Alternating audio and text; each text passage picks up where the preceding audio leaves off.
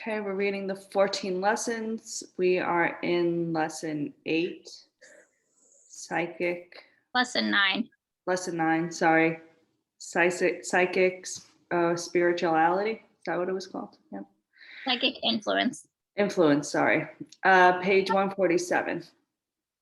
From this point, you will gradually develop into that consciousness which assures you that when you say I, you do not speak only of the individual entity with all its strengths and power, but know that I has behind it power and strength of spirit and is connected with an inexhaustible source supply of force, which may be drawn upon when needed. Such a one can never experience fear, for he has risen far above it. Fear is the manifestation of weakness. And so, as long as we hug it to us and make a bosom friend of it, we will be open to the influences of others. But by casting aside fear, we take several steps toward upward in the scale and place ourselves in touch with the strong, helpful, fearless, courageous thought of the world and leave behind all the old weakness of the troubles of the old life. When man learns that nothing can really harm him, fear seems folly. And when man awakens to a realization of his real nature and destiny, he knows that nothing can harm him, and consequently, fear is discarded. It has been well said, there is nothing to fear but fear. And in this epigram is concealed a truth which all advanced occultists will recognize. The abolishing of fear places in the hands of a man a weapon of defense and power which renders him almost invincible. Why do you not take this gift which I am freely offering to you? Let your watchwords be I am fearless and free. Ninth lesson, Mantrum and meditation. The mantra for this month is I am. When you say I am, you assert the reality of your existence, not the mere reality of physical existence, but which is but temporary and relative, but your real existence in the spirit, which is not temporary or relative, but is external and absolute. You are asserting the reality of ego, the I. The real I is not the body, but is the spirit principle, which is manifesting in the body and mind. The real I is independent of the body, which is the vehicle of its expression. It is, excuse me, indestructible and eternal. It cannot die nor become alienated. It may change the form of its expression or the vehicle of manifestation, but it always remains the same I, a bit of the great ocean of spirit, a spiritual atom manifesting in your present consciousness along the lines of spiritual unfoldment. Do not think of your soul as a thing apart from you, for you are the soul, and all the rest is transitory and changeable. Picture yourself in your mind as an entity apart from and independent from the body, which is but your shell. Realize that it is possible for you to leave the body and still be you. During a part of your period of meditation, mentally ignore the body entirely, and you will find that you will gradually awaken to a sense of independent existence of your soul, yourself, and come to a consciousness of your real nature. The student should endeavor to give a few moments each day to a silent meditation, finding a quiet place as possible, and then lying or sitting in an easy position, relaxing every muscle of the body and calming the mind. Then, when the proper conditions are observed, he will experience that peculiar, peculiar sensation of calmness and quiet, which will indicate that he is entering the silence. Then he should dwell upon the subject given for meditation, repeating the mantram in order to impress the meaning upon his mind. At such times, he will receive more or less inspiration from his spiritual mind and feel stronger and freer all day. The mantra for this month is clearly understood and impressed upon consciousness. Will give to the student an air of quiet dignity and calm manifestation of power, which will, in its effect upon people with whom he comes to contact, it will surround him with a thought aura of strength and power. It will enable him to cast off fear and to look the world of men and women calmly in the eyes, knowing that he is eternal soul and that not can really harm him. A full realization of I am will cause fear to fade. For why should the spirit fear anything? Nothing can harm it. We urge the cultivation of this state of consciousness upon our students. It will lift you above the pretty worries, hates, fears, and jealousies of all lower mental states, and will cause you to be men of women and women of the spirit in reality. You will find that the results will be felt by those with whom you come in contact. There is an undefinable aura surrounding these people of I am consciousness, which caused them to be respected by the world around them. The 10th lesson, the astral world. We are confronted with serious difficulty at the beginning of this lesson, which will be apparent to those of our students who are well advanced in the occult studies. We allude to the manner of the description of planes of existence. These lessons are intended as elementary studies designed to give the beginner a plain, simple idea of the general principles of occultism without attempting to lead him into the more complicated stages of the subject. We have tried to avoid technicalities so far as much as possible and believe that we have at least fairly well accomplished our task of presenting elementary principles in a plain manner. We know that we have succeeded in interesting many persons in the study who had therefore been deterred from taking it up because of the mass of technical description and complicated description of details that met their view upon taking up the words on the subject. So in this lesson, as the astral world and the three lessons follow it, we will be compelled to deal in generalities instead of going into minute and careful descriptions such as would be needed in a work taking up the higher grade work. Instead of endeavoring to describe just what a plane is and then going to the point out the nice little differences between planes and subplanes, we shall treat the whole subject of the higher planes of existence under the general term of the astral world, making that term include not only the lower divisions of astral plane, but also some of the higher planes of life. This plane may be objected to some, but who have followed other courses of reading the subject, in which the lower astral plane has been so styled, the higher planes receiving other names, which has led many to regard the astral plane, but with the scantity consideration reserving their careful study for the higher planes.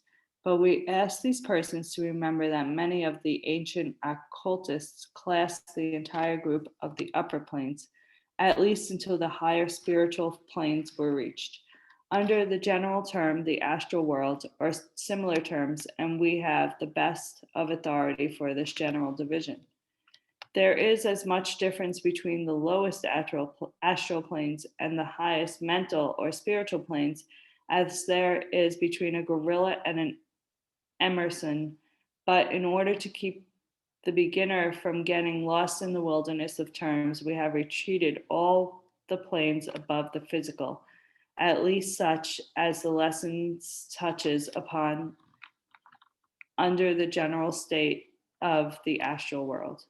It is difficult to convey clearly in simple terms the meaning of the word plane, and we shall use it but little, referring to the word state. For plane is really a state rather than a place, that is. Any one place may be inhabited on several planes, just as a room may be filled with rays of sun, light from the lamp, rays from the X-ray apparatus, ordinary magnetic vibrations, air, etc., etc., each acting according to the law of its being, and yet not affecting the others. So may several planes of being be in full operation in a given space, without interfering with each other. We cannot go into detail regarding the manner in this elementary lesson, and hope merely to give the student a good working mental conception in order that he may understand the incidence of phenomena of the several planes comprising the astral world. Before going into the subject of the several planes of the astral world, it would be better for us to consider some of the general phenomena classified under the term astral. In our sixth lesson, we have told you that the man in the body is, in addition to his physical senses of sight, hearing, tasting, smelling, and feeling, has 5 astral senses, counterparts of physical senses, operating on the astral plane by which he may receive sense impressions without aid of the physical sense organs. He also possesses a sixth sense physical organ, the organ of the telepathic sense, which also has a corresponding astral sense. These astral senses focus on the lower astral plane, the plane next removed from the physical plane, and the phenomena of clairvoyance is produced by the use of these astral senses.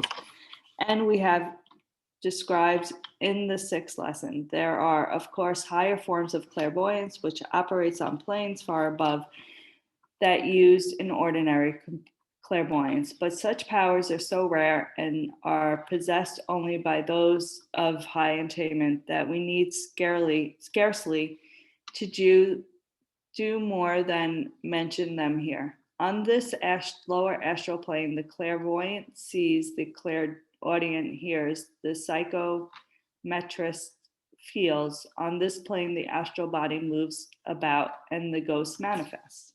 Disembodied souls living on the higher planes of the astral world, in order to communicate with those on the physical plane, must descend to the lowest plane and clothe themselves with coarse astral matter in order to accomplish their object.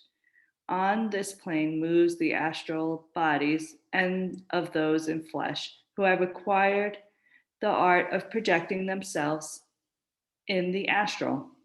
It is possible for a person to project his astral body or travel in his astral body to any point within the limits of Earth's attractions, and the trained occultist may do so at will, under the proper conditions. Others may occasionally take such trips without knowing just how they do it, and having afterwards the remembrance of a particular and very, very vivid dream.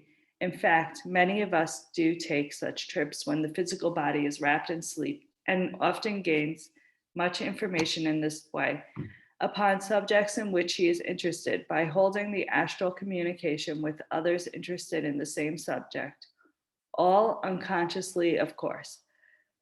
The conscious acquirement of knowledge in this way is possibly only to those who have progressed along the path of attainment. The trained occultist merely places himself in the proper mental condition and then wishes himself at some particular place, and his astral travels there with the rapidity of light or even more rapidly. The untrained occultist, of course, has no such degree of control over his astral body and is more or less clumsy in his management of it. The astral body is also connected with the physical body during the life of the latter, by a thin silk-like astral thread, which maintains the communication between the two. Were this cord to be severed, the physical body would die, and the connection of the soul with it would be terminated. On this lower astral plane may also be perceived the auric colors of men, as described in our fourth lesson. Likewise, it is on this plane that emanations of thought may be observed by the clairvoyant vision, or the astral of one who visits that plane in his astral body. The mind is continually throwing off emanations which extend some distance from the person for a time, and which then, if strong enough, gradually pass off, drawn here and there by corresponding thoughts of others. These thought emanations resemble clouds, some delicate and beautiful, while others are dark and murky.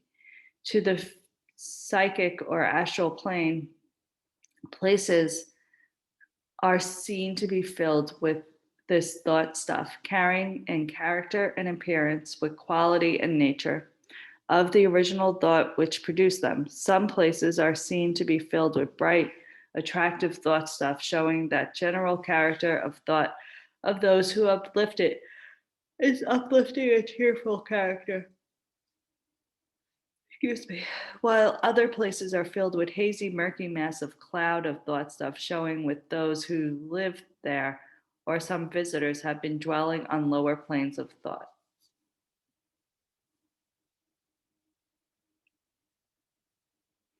And have filled the place with depressing reminders of their sojourn there. Such rooms should be opened wide to the sun and air, and one moving into them should endeavor to fill with bright, cheerful, and happy thoughts, which will drive out the low quality of thought stuff. The mental commands, such as "I command you to move away from this place," will cause one to throw out strong vibrations, which will either dissolve the objectionable thought stuff or will cause it to be repelled by driven away the immediate vicinity of the persons taking the command. If people could see, but there are a few minutes, the thought atmosphere of groggeries, gambling rooms, and places of that kind, they would not care again to visit them. Not only is the atmosphere fairly saturated with degrading thoughts, but the lower class of disembodied souls flock in a number around the congenial scene, striving to break the narrow bonds which separate them from the physical plane in such places. Perhaps the best way to make plain to you the general aspects and phenomena of the astral world would be to describe to you an imaginary trip made by yourself in that world, in charge of the experienced occultist.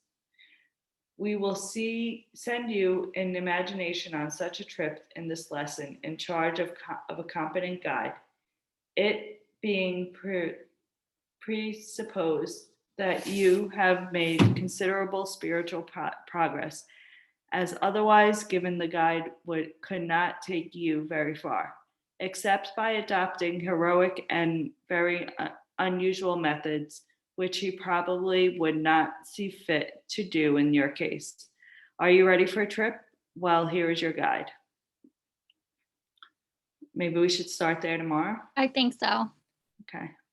So it's text page 155, Yep. PDF page 165.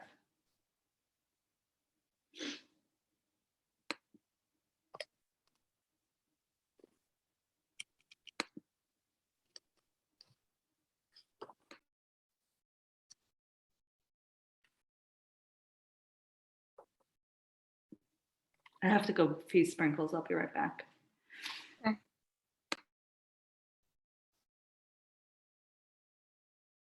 If anyone has thoughts or questions, you can unmute.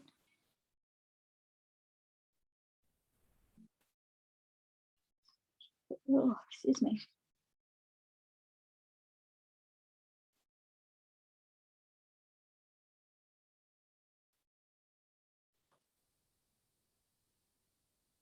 And so Wednesday and Thursday. So tomorrow and the next day. If anybody else wants to also read, don't feel like it's just me and Domenica. Feel free to read if you want to, but no pressure to.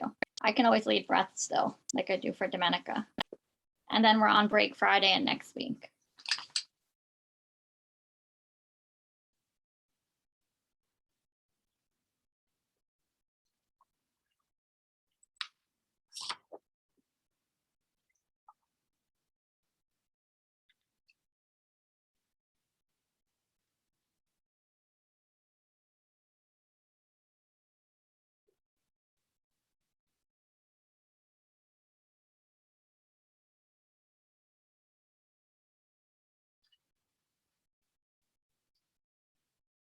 All right, I can start us on breath and then Domenica can join us when she comes back if we don't have anything. So you can sit up nice and tall and take a few breaths in through the nose and out through the nose.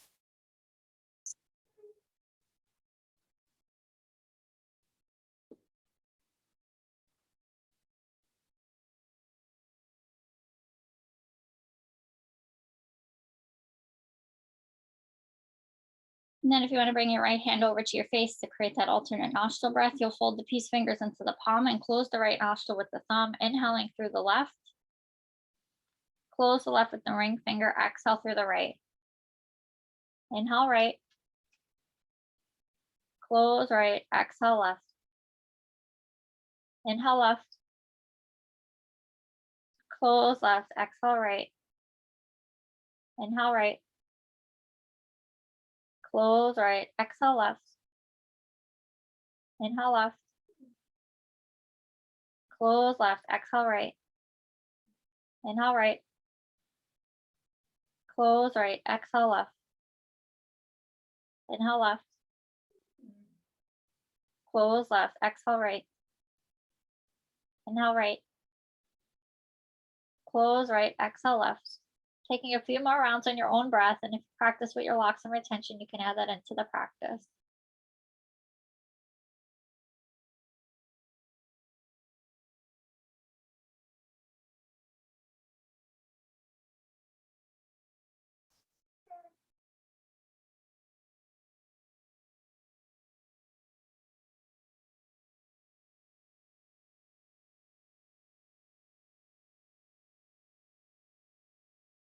There's no rush, but when you feel ready, you'll exhale out the left side. You can let the palm rest on your lap. If you want to take a few rounds of bumblebee breath with me, you can close your ears with your thumbs and you'll place your peace fingers over your eyes. You'll inhale and exhale with the lips sealed. Your exhale will create a vibration at the back of the throat. You'll feel the vibrations in the body and you'll sound like a bumblebee, and you'll do 3 to 5 rolling rounds. So you won't wait for me. You'll just take a deep breath in and you'll exhale for as long as you can, and then you'll start over inhaling.